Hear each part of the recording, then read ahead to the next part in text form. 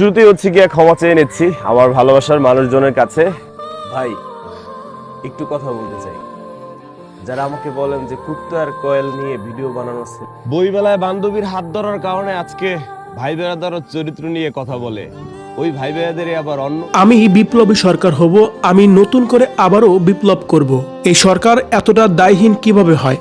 এভাবে যেন বর্তমানে অন্তর্বর্তীকালীন সরকারের উদ্দেশ্য করে এইভাবেই কথাগুলো বলছিলেন সোশ্যাল মিডিয়ায় সবচেয়ে আলোচিত সমালোচিত এখনকার জনপ্রিয় কন্টেন্ট ক্রিয়েটর কাফি। শুধু তাই নয়, তার বাড়িঘর একেবারে পুরো যেন ছাই হয়ে গেছে। তাই তো কান্না করতে করতে কি বলছে কাফি, জানতে হলে পুরো ভিডিওটি দেখে আমাদের সঙ্গেই থাকুন। ভাই আমি কি কাউকে জোর করেছি? ভাই দেশের আলোচিত কন্টেন্ট ক্রিয়েটর নুরুজ্জামান কাফির বাড়িতে আগুন দেওয়ার অভিযোগ করেছেন। মঙ্গলবার 11 ফেব্রুয়ারি রাতে সোশ্যাল মিডিয়ায় এক স্ট্যাটাসে এই অভিযোগ করেন তিনি। স্ট্যাটাসে কাফি লেখেন, মধ্যরাতে আমার বাড়ি রান্নাঘর সম্পূর্ণ পুড়িয়ে দিয়েছে। কোন দেশের জন্য কাদের জন্য কথা বলেছিলাম, যুদ্ধ করেছিলাম এবং করছি, নিরাপত্তা পাইনি।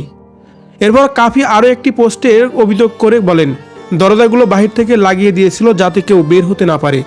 এদিকে বুধবার 12 ফেব্রুয়ারি সকাল 6:45টার দিকে আরেকটি ফেসবুক স্ট্যাটাসে সাংবাদিকদের আহ্বান করে লেখেন, আজ সকাল 11টায় মানে আজকেই আমার পোড়াবাড়িতে কলাপাড়া থানা পটুয়াখালীর জেলার সাংবাদিক ভাইদের থাকার আহ্বান করছি। আমি এই দায়িত্বহীন সরকারকে বিগ মেসেজ দেব।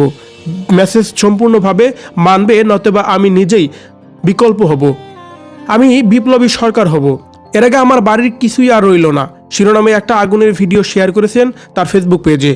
অমর 21 বইমেলা 2025-এ কাফির লেখা দুটি বই প্রকাশিত হয়েছে। মেলায় নিয়মিত থাকছেন জুলাই আন্দোলনের অংশগ্রহণ করার জনপ্রিয় এই কন্টেন্ট ক্রিয়েটর। তবে মেলায় প্রথম দিকে নানা আলোচনার সমালোচনার জন্ম দেন তিনি। মঙ্গলবার 11 ফেব্রুয়ারি এসব বিষয়ে এক ভিডিওতে দুঃখ প্রকাশ করেছেন তিনি। নিজের ভেরিফাইড ফেসবুক পেজে প্রকাশিত ভিডিওতে তিনি বলেন, আমার সঙ্গে অন্যায় করা হচ্ছে, যে যেখান থেকে যা পাচ্ছেন তা নিয়েই সমালোচনা করতেছেন।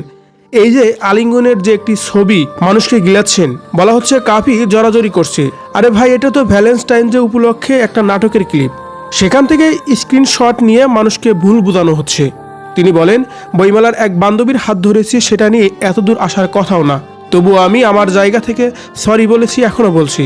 বইমেলার মতো একটা জায়গায় হাত ধরা ঠিক হয়নি। কাফির বাড়ি পটুয়াখালী জেলার কলাপাড়া উপজেলা। তিনি 2019 সাল থেকে ভিডিও কন্টেন্ট তৈরির কাজ শুরু করেন। কাফি মূলত বরিশালের আঞ্চলিক ভাষায় ভিডিও তৈরি করে থাকেন।